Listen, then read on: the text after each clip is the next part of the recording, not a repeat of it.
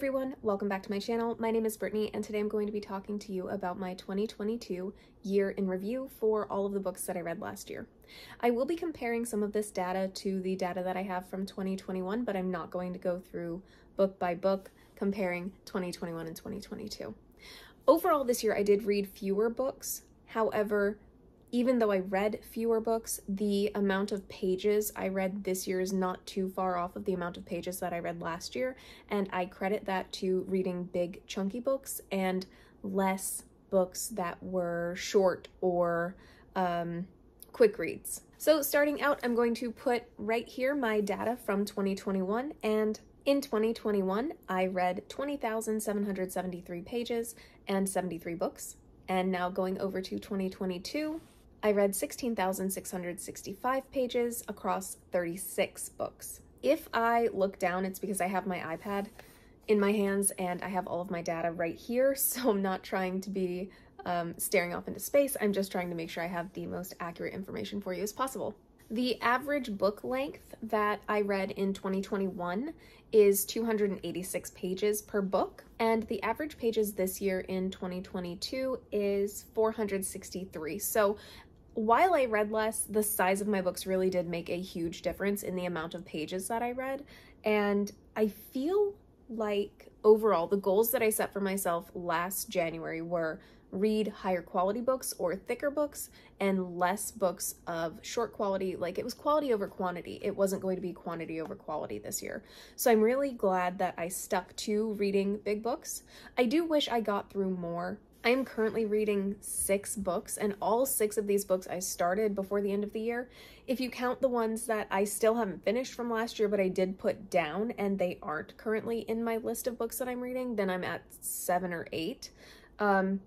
Which is kind of a problem because I need to keep everything straight in my head, but I'm also separating things out and reading them in different formats so that I have a few that are physical books, I have a few that are ebooks, and then I have some that are either paperback or hardcover, so I can differentiate that way. And then I also have a few that are audiobooks, so I'm listening to them as well.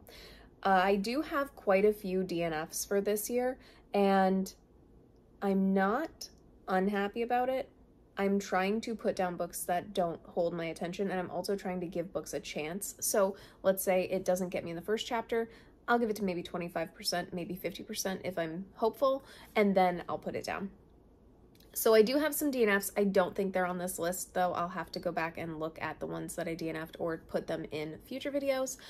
So for this video, let's go ahead and talk about the books that I read this year. In 2022, the shortest book that I read is What Moves the Dead by T. Kingfisher. This was one of my most favorite books of the year. It is a retelling of the fall of the House of Usher, and it is a very gothic-inspired retelling, and the characters were excellent. I feel like there was just enough creative liberty taken with the source material and enough of the author's own voice infused into the text that made it really enjoyable, and I am very excited to read other things by this author because I feel like their writing style is something that I'm going to enjoy. The longest book that I read this year was Oathbringer. Oathbringer is 1,248 pages, and I have to say Oathbringer is up there with one of my favorite books of the year as well because it really was heartbreaking. Oathbringer touched on a lot of subject matter that I think readers particularly use escapism to get away from, and I feel like Oathbringer is one of those books where it helps you heal from things that you don't realize are holding you back.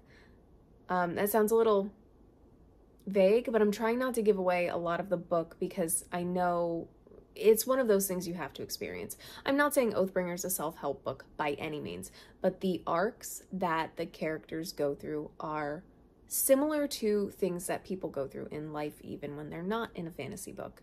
So I felt that the holistic view that Brandon Sanderson took to his characters in writing them with flaws, with challenges, with things that they were trying to overcome was very genuine and made them feel like real characters. I loved Oathbringer. I think it's probably my favorite one of the series so far.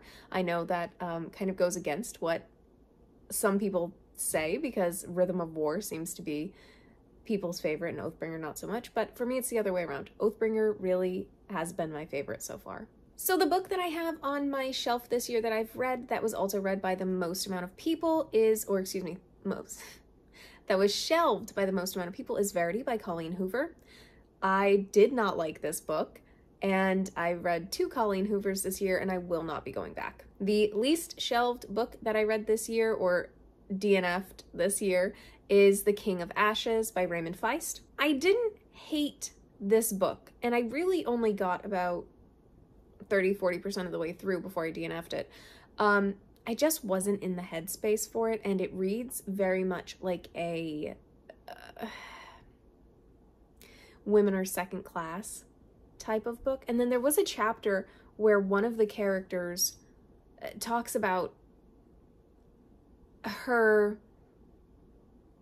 desire to sleep with another character or not sleep with another character, and it just felt a little grotesque to me and really overt. So I put it down.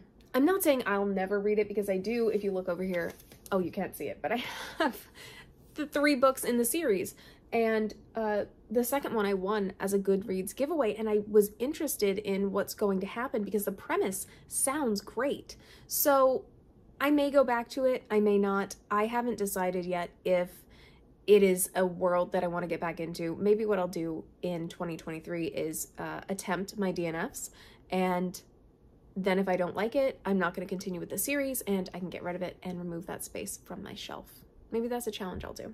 My average rating this year for books was a 3.7. Overall, I'd say that's pretty good, because I was reading more books that make me happy and less books that I was reading just for the fact that they could fill out a space on my GoodReads challenge.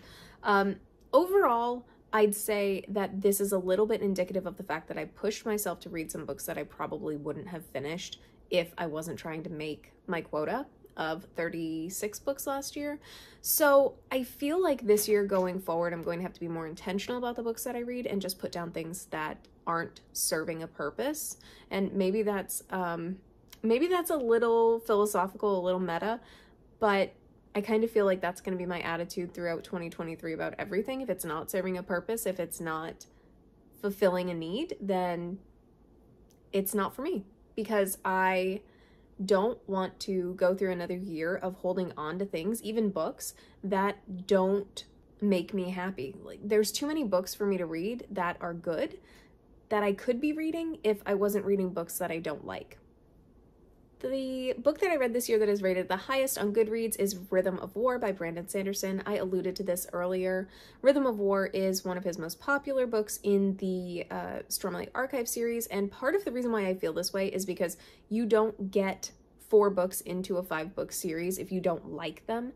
So as we get deeper into the series, there's going to be higher ratings because more people who like the series are reading the books, whereas with the first one, you may have picked up the first one and not really liked it.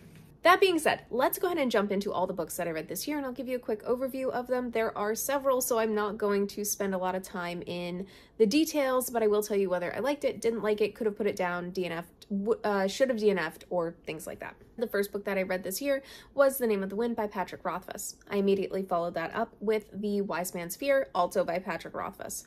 Now, I know that I said earlier, reading The King of Ashes by Raymond Feist, I was a little bit put off by the nature of one of the chapters from this character's perspective. However, in The Wise Man's Fear, there is a chapter or several about the main character's prowess. However, I feel like it fit the narrative because we are listening to him tell his life. Nobody's going to sit there and tell their life and be incredibly truthful. So I feel like the perspective and the way it was embedded into the story was better than the way things were embedded in the King of Ashes by Raymond Feist. I know that's very vague, but I didn't want to give too many details away in case you haven't read them. If you have read them, you know what I'm talking about. If you don't and you want more information, leave a comment down below and I will try to explain it as best as I can. The next two books I read this year were both by Brandon Sanderson. I read Oathbringer first, and then I followed it up with Rhythm of War. I've already given my thoughts on these. Oathbringer was by far my favorite book of the year as far as Sanderson books, and Rhythm of War is one that I liked, but I would say that it was just mediocre for me. It wasn't my highest rated Sanderson of the year. I continued with this challenge of finishing series that I have on my shelf by reading some Joe Abercrombie.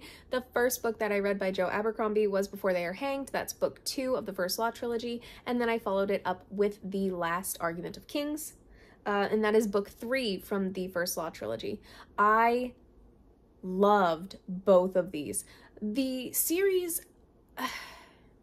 I don't want to say the series felt a little bit in the beginning like a Seinfeld episode, because people used to say Seinfeld was a show about nothing. I can't stand Seinfeld. It's just not for me. The first book had minimal directive with the plot. It was very much get to know these people and the world that they're in. Second book, you feel like you have a purpose. And the third book by far blew me away. It was my favorite of the series. I have other Abercrombie, which they're up here, but you can't see them right now. So I have other Abercrombie that I want to get into, but I haven't started those series yet because I wanted to finish other ones in 2022 before I start some new ones. In book 3, you see that what felt like meandering and wandering, sorry, that was Zeke. He's just rolling around on the floor. The meandering and wandering in book 1 from this series really gets resolved in book 3, and you see that everything was intentional and he had a reason for the things that he did. And the fact that he had a reason was so much more enjoyable. It made everything make sense in a way that I didn't expect. So highly recommend. If you are stuck in book 1, please continue if you think there's potential for you to enjoy a grimdark fantasy, because the third book really brought everything together for me. The next book I read was Book Lovers by Emily Henry. This was a super cute little romance novel. I did feel like it carried on a little bit longer than I had hoped it would, but overall enjoyable. Can't say anything bad about it. I would absolutely read it again.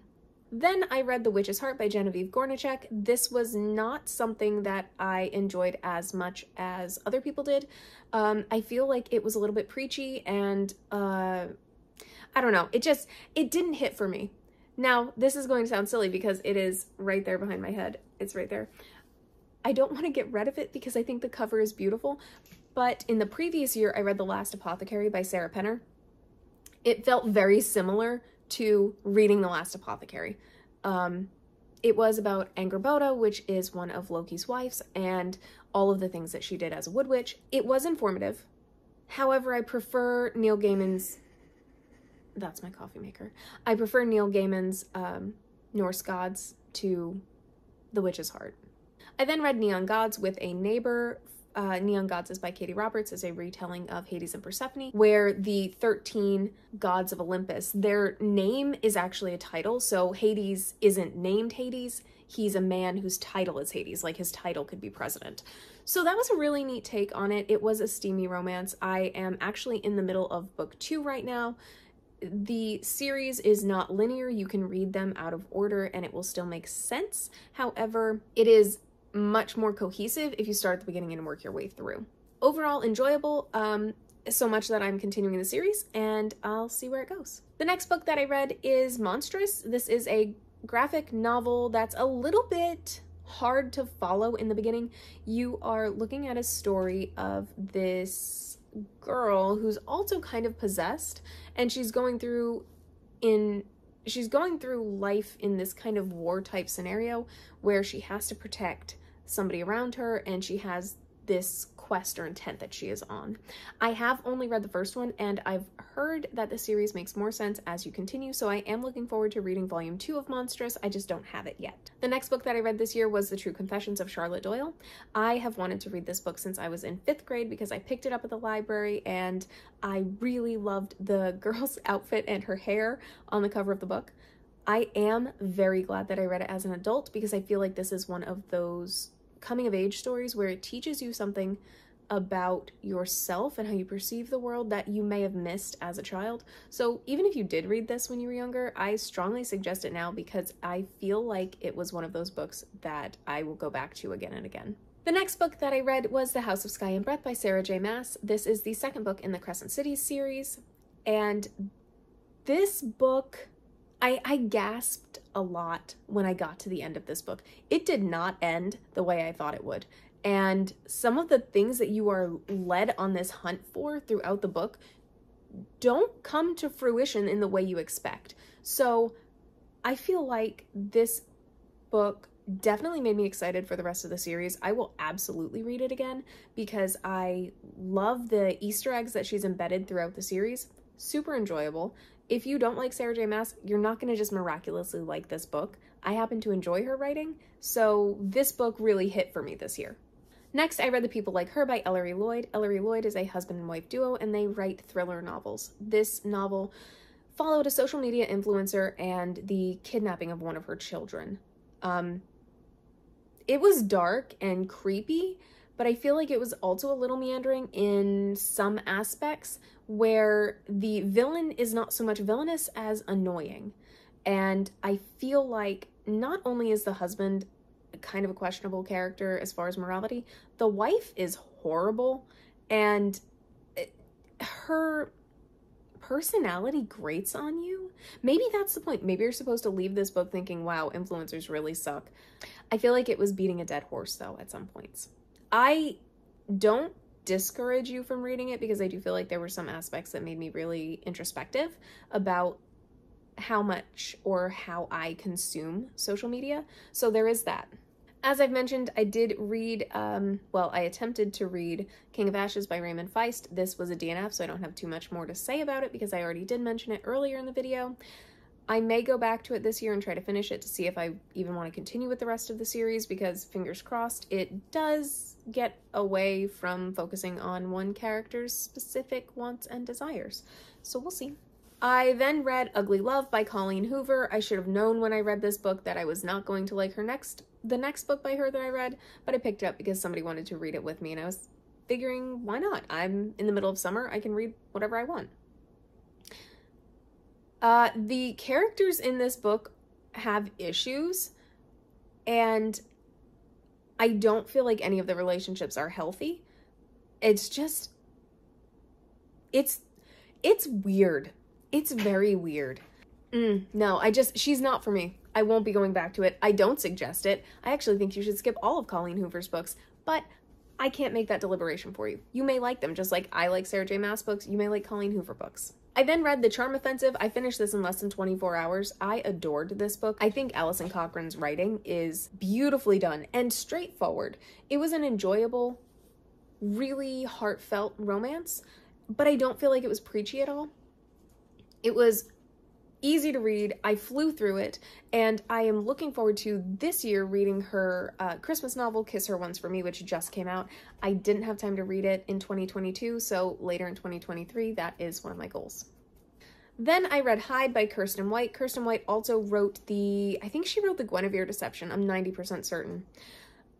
I did not like this book at all.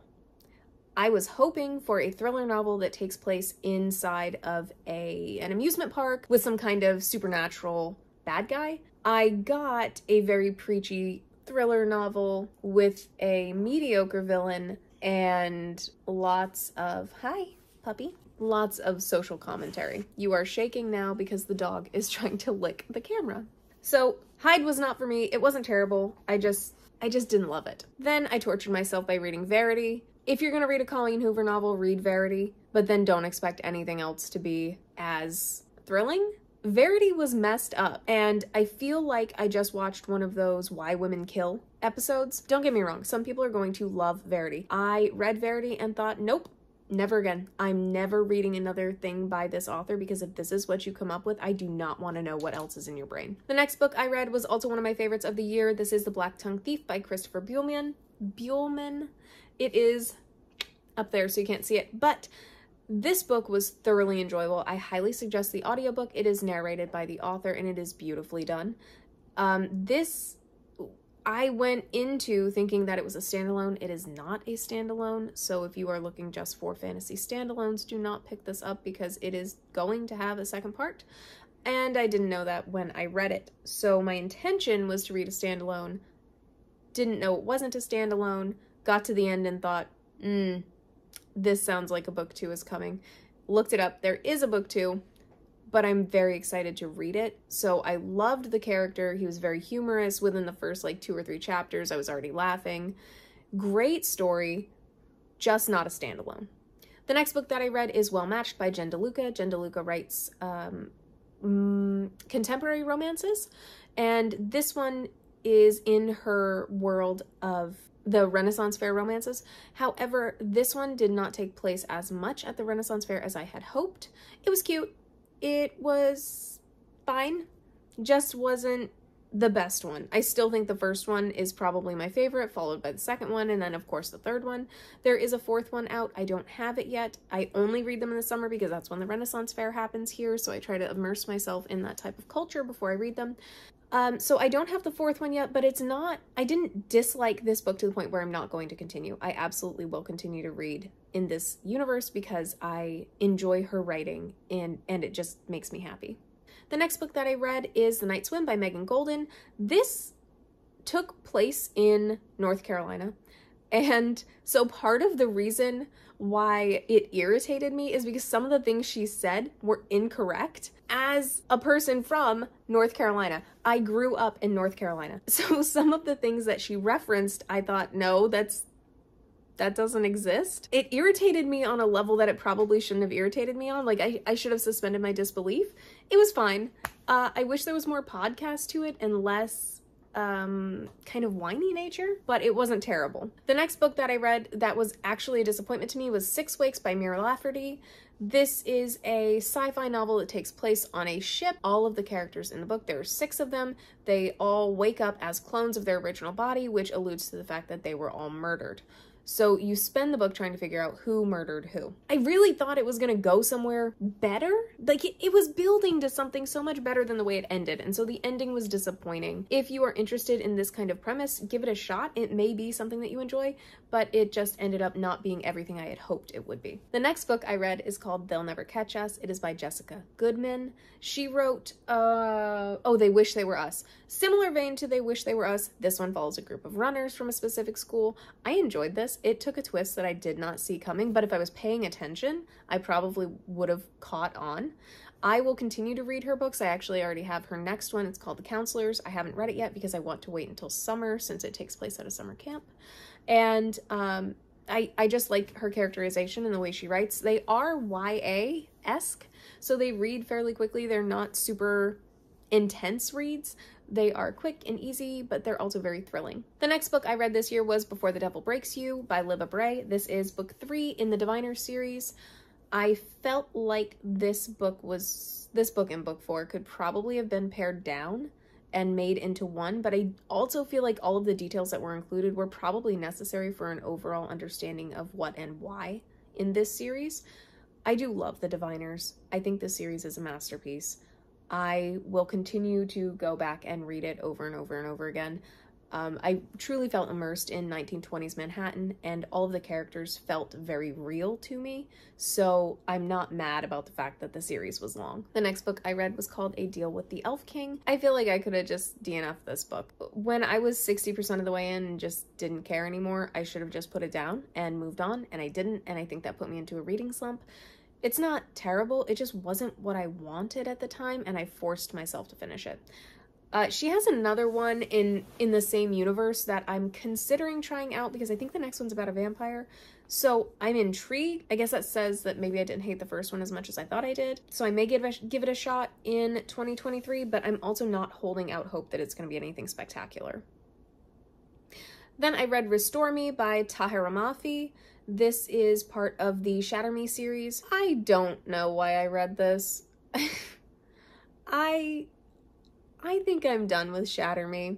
I know there's more books. I think I'm trying to like things that me 5 years ago probably would have liked. But I've grown and matured as a reader, and it's just not, it's not my cup of tea anymore. So I am going to probably end my reading of the Shatter Me series with this book. The next book I read is King of Crows, also by Libba Bray. This is the culmination of the Diviners series. As I've already said, I love the Diviners series. I feel like this was a masterpiece. I feel like this part of the series was a little bit long, but it also really painted a picture of what the world was like and what the world could very much be like again. Then I read The Inheritance Games. I loved this book. This is a YA kind of murder mystery. Feels a little bit like Knives Out, but it was a lot of fun. I am on the waiting list with my library to read the second one. Thoroughly enjoyed it, highly suggest it. Not a hard read in any way, shape, or form, but it does keep you guessing, and there is a little puzzle that you solve as you go. So I am excited to read what the next one's going to be about. The next book I read is the biggest disappointment that I have this year, and that is Babel by R.F. Kuang. I feel like this probably should have been listed as a fantasy literary fiction rather than just a fantasy book, because there was so much social commentary, and the personalization, or excuse me, the personality of our main character flips midway through the book. And I understand that the subtext or the subtitle of this book is the necessity of violence. So we were fed all of the information we needed to see this coming throughout the whole book. However, the ending ruined it for me. 80% of the way through this book, I was dead set that this was going to be my favorite book of the year. Then the ending happened, and it was a huge disappointment to me because I don't feel like the characters' choices align with who they were as a person. I'm not the writer though. That's not my choice. I can just say how it made me feel. I don't know if I'm going to pick up the second one. If there is a second one, there is an allusion to possibly being a second one. Who knows? It wasn't for me. Then I read What Moves the Dead. What Moves the Dead I've already talked about. It was by far one of my favorite books this year, also a 5-star review. It is a retelling of The Fall of the House of Usher by T. Kingfisher, and the author takes fabulous creative liberties with the source material to make it her own. So, loved it. I then read Vicious by V.E. Schwab, and I have no desire to continue reading this series. Not my favorite V.E. Schwab book at all. I can see how this got her started as a writer because it is enjoyable. It's just not where I am as a reader, if that makes sense. Then I read The X-Hex in October. This was super cute, like a little quick Halloween romance. There wasn't anything incredibly challenging about this book, so if you are looking for something just a little bit spooky and with some witchy vibes and a lot of romance, I highly suggest it. It was super cute. I have 4 more books that I read this year, the first one being A Very Merry Meet Cute. This was not at all what I expected it to be based on the premise. And excuse me, the title is A Merry Little Meet Cute. That's what I should have said. I still don't know my thoughts fully on this book. I enjoyed it. I like the characters. I feel like some of the descriptions and some of the choices the author made were not choices that I would make as an author. However, I didn't write the book, so I can't judge. Would I read it again? Ooh. Would I read it again? I think I would, but not for a while. The next 2 books that I read were Lore Olympus Volume 2 and Lore Olympus Volume 3. I did not have these books in my possession, and I purchased them this year, and I went ahead and read both of them. I flew through both of them, and I'm very glad I did because Lore Olympus Volume 4 comes out in 2023, so I'm glad that I am all caught up. Of course, you can read these on Webtoons. I think she has like 250 episodes posted already. And they are exactly what they are on Webtoons. It's just the formatting is a little different.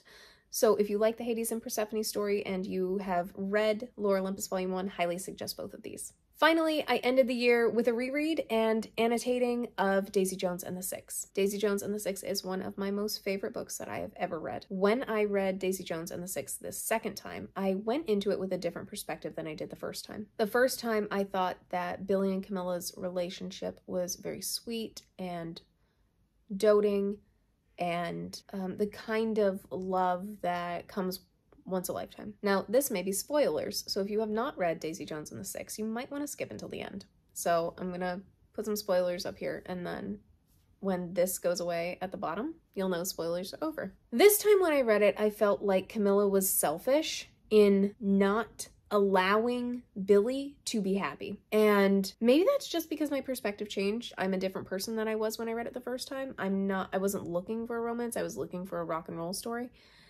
And reading this book, really analyzing Camilla's choices, made me feel like she robbed Billy of a potential happiness for years until her death, and her selfish nature kept him submissive to her will because he was so desirous of making her happy that she stole from him what could have been his happiness. Reading it a second time with this different perspective has really colored my love of this book. I do enjoy it. It also was heartbreaking. Reading it this time, I was sad for different reasons than I was the first time. I still think this is one of the most beautiful books I've ever read. I love the story of Daisy Jones and the Six. I cannot wait for the Amazon Prime series to come out. I think it's March 23rd, by the way. But I don't care for the person Camilla ended up being in the end, and what I feel she did to Billy. Because I feel that Billy missed out on something that he could have had, some happiness, by being with someone that understood him and his flaws and the person he is. And I'm trying not to get emotional about this because these people aren't real. But this book made me think about relationships in a very different way, in the sense of, are you in a relationship with somebody because it's what you want and you are both mutually happy? Or are you in a relationship with somebody because you feel like you own that person and it is owed to you to have them in your life? And I feel like Camilla was the second person. And hearing Billy in the story talk about Daisy and how Daisy saw him as whole and Daisy saw him as a flawed person, but in spite of all that was still willing to accept him for who he was. And then Camilla ended all of that for both of them. So I went into it with a very different perspective. I annotated this whole book. Let's see if I can grab it real quick. Here are all my annotations.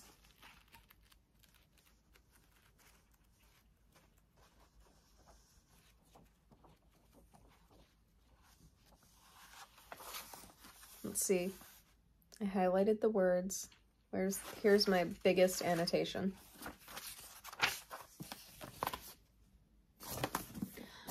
That whole page was all about how heartbroken I was for Billy, this character who doesn't exist.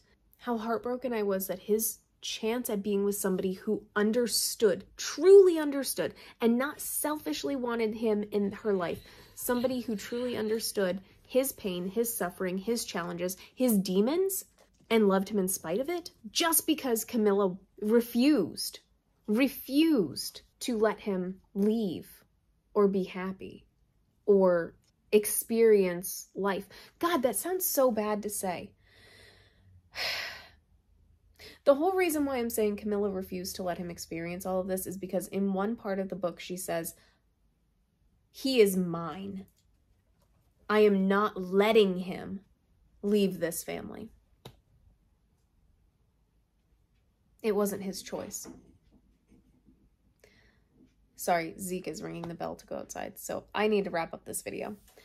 Regardless, I will always read this book. I actually bought myself a special edition copy of this book. I don't feel bad about writing in it because I'm going to have my special edition copy. This book is by far one of my favorites, even still, so I highly recommend it, and I'm really glad that I ended 2022 with this. Those are my reading stats for 2022. Looking forward into 2023, my goal overall is 48 books. I would like to do 48 books of quality, not necessarily quantity, and I'm starting right away. I look forward to talking to you in a future video, and I hope you have a great day.